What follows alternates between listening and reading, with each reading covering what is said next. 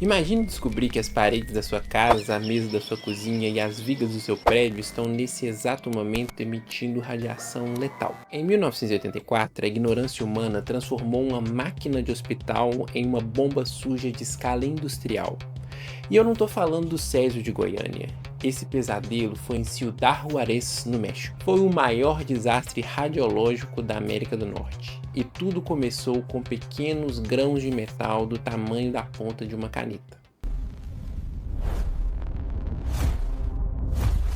Se você gosta de histórias envolvendo energia nuclear, já deixa aqui o seu like e se inscreva no canal. Toda semana tem vídeos novos para vocês. 16 de janeiro de 84, estado do Novo México, Estados Unidos. Um caminhão de carga comercial erra sua rota e se perde na estrada. Ao tentar fazer uma manobra para retornar à via correta, o motorista passou acidentalmente em frente à entrada do Laboratório Nacional de Los Alamos. Los Alamos é uma das instalações de pesquisa nuclear mais seguras do planeta. Seus portões possuem sensores ultrassensíveis, projetados para impedir que materiais nucleares sejam roubados lá de dentro. Afinal, eles fabricam armas nucleares lá. Mas naquele dia, os alarmes dispararam porque a ameaça vinha da rua. O caminhão que passava lá fora ativou todos os sistemas de segurança e foi imediatamente fotografado pelas câmeras automáticas. Quando as autoridades abordaram o veículo com contadores Geiger, descobriram algo impossível. O caminhão não estava transportando nicho nuclear clandestino. A carga era apenas um simples lote de vergalhões de aço para construção civil, fabricados no México. O metal básico que sustenta pontes e edifícios estava pulsando com radiação letal. Como exatamente o esqueleto de concreto de um país inteiro se tornou radioativo? A resposta não está na ficção científica, mas na sequência super assustadora de ignorância humana. Esse desastre começou muitos anos antes, em novembro de 1977, quando o Centro Médico de Especialidades de Ciudad Juárez importou ilegalmente uma unidade de teleterapia Picker C3000 dos Estados Unidos. O aparelho continha mais de 1.000 curris de cobalto-60, mas o hospital não tinha pessoal qualificado para operá-lo. Então a máquina foi simplesmente abandonada em um armazém, sem qualquer aviso ou controle regulatório. Em dezembro de 83, a gerência mandou esvaziar esse armazém.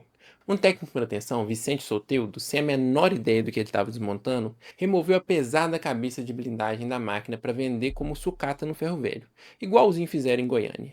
Ele e um amigo extraíram o cilindro de contenção, a última barreira de segurança, e o perfuraram. A fonte de radiação não era um bloco sólido. Para maximizar o feixe no tratamento de câncer, a engenharia da máquina dividiu o cobalto-60 em cerca de 6.000 grânulos minúsculos, chamados pellets, umas minúsculas bolinhas de metal que medem apenas 1 milímetro de diâmetro por 1 milímetro de altura.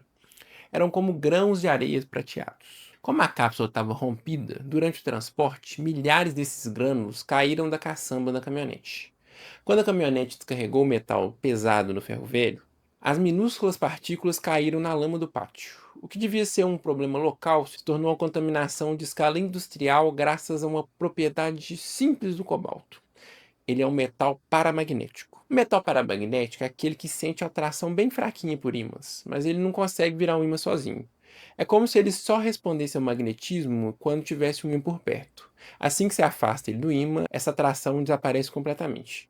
E os guindastes desse ferro velho usavam eletroímãs muito grandes para carregar os caminhões. A cada passada, o campo magnético sugava esses minúsculos grãos de cobalto do chão e misturava eles levemente com centenas de toneladas de sucata limpa. O eletroímã funcionou como um spray radioativo. Essa sucata envenenada foi comprada por siderúrgicas enormes da cidade, principalmente a Ceros de Chihuahua e a Falcão de Juárez. Quando a sucata foi jogada nos altos fornos, exposta a temperaturas de quase 1.500 graus Celsius, o cobalto-60 metálico derreteu e se dissolveu na matriz de ferro líquido. A radiação não era mais um pó na superfície, ela fundiu com aço. Mais de 6.000 toneladas de vergalhões e milhares de bases para mesas e refeitórios saíram das fábricas, emitindo radiação gama para todos os lados. Enquanto as siderúrgicas exportavam milhares de toneladas de radiação, a caminhonete original se tornou uma bomba. Devido a problemas na bateria, ela ficou abandonada numa rua residencial movimentada, a Rua Aldama, onde ela ficou parada por cerca de 40 dias. Ela emitia impressionantes 1.000 röntgens por hora a poucos centímetros da caçamba. Pedestres sentavam na lataria, mecânicos abriam o capô e crianças brincavam de casinha bem em cima dos grânulos radioativos. A radiação gama não causa mutações imediatas. O seu DNA é destruído em silêncio. Exames médicos posteriores revelaram que os trabalhadores do ferro velho desenvolveram leucopenia severa, que é uma queda drástica dos glóbulos brancos e perda da imunidade, porque a medula óssea deles estava sendo literalmente irradiada. Mas tinha um dano focado e bizarro que revelou como o material operou no local. 7 dos trabalhadores do ferro velho desenvolveram azopermia total, a destruição da matriz dos espermatozoides, e 16 deles desenvolveram oligospermia severa. Por que um dano tão específico no testículo deles? É pela física do negócio. Como os grânulos estavam afundados na lama no chão do ferro velho, as ondas da radiação atingiam diretamente e com muito mais força a região pélvica deles, que é onde encontra-se o testículo, que estava muito mais próxima do solo do que os órgãos vitais. Foi quase que uma castração mecânica. Voltando para Los Alamos, quando a descoberta deflagrou uma caçada, o governo mexicano foi ajudado por helicópteros americanos com sensores de iodeto de sódio ultrassensíveis e que varreram mais de 470 km² pelo ar. Eles identificaram e recolheram com pinças 27 desses minúsculos grânulos de 1 milímetro que saltaram dos caminhões para as ruas e rodovias de Juarez e Chihuahua. Mas e o aço que já estava no mercado? Começou uma verdadeira epidemia de vigas e colunas radioativas. A Comissão Nuclear Mexicana rastreou mais de 17.600 construções que usaram esses vergalhões pelos Estados Unidos e pelo México. Delas, 814 edificações apresentaram níveis intoleráveis de radiação gama, saindo das próprias paredes e tiveram que ser isoladas e demolidas. A caminhonete original ela era tão letal que os engenheiros tiveram que preencher a caçamba dela com concreto, criando um sarcófago móvel, apenas para o motorista conseguir levar ela por reboque. 16 mil metros cúbicos de terra contaminada, escória e restos de aço foram enterrados em trincheiras forradas no deserto absoluto de La Piedrera, onde foram armazenados esses resíduos radioativos do acidente. Nós brasileiros conhecemos bem a fúria da radiação médica abandonada, por causa do caso de Goiânia, que foi em 1987, um pouquinho depois. Mas, apesar de semelhantes, eles são desastres bem diferentes. Lá em Ciudad Juárez, a fonte era de cobalto 60, e ela era um metal, e esse metal se fundiu ao aço a mais de 1500 graus. Isso aí exigiu a demolição massiva de infraestruturas e prédios pelo país inteiro. Essa tragédia do México ela não foi contida rapidamente. Ela só foi contida depois que já tinha se espalhado por todo o país. Já em Goiânia, o material era Césio-137, que é um pó, não um metal, na forma de cloreto de césio, que é muito solúvel em água.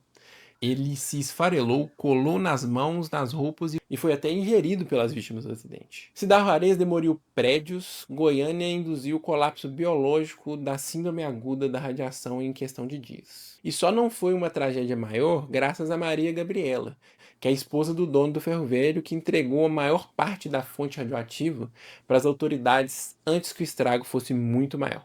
A radiação não perdoa. O que aconteceu em Ciudad Juárez nos prova que o descontrole sobre as ferramentas mais poderosas da medicina pune a negligência com mãos de ferro. Quando a engenharia subestima a radiação, a infraestrutura da própria civilização se volta contra nós. Se você gostou desse vídeo, provavelmente também vai gostar do vídeo que fizemos explicando por que o Césio-137 é tão perigoso para o corpo e para o ambiente. Eu vou deixar o link na descrição aqui abaixo. Se você gosta do mundo fascinante que é a energia nuclear e das histórias incríveis que acontecem com essa ciência, você está aqui no lugar certo. Se inscreva no Mundo Nuclear e clique no botão de curtir. Por aqui nós nos esforçamos ao máximo para trazer as melhores histórias e curiosidades para vocês.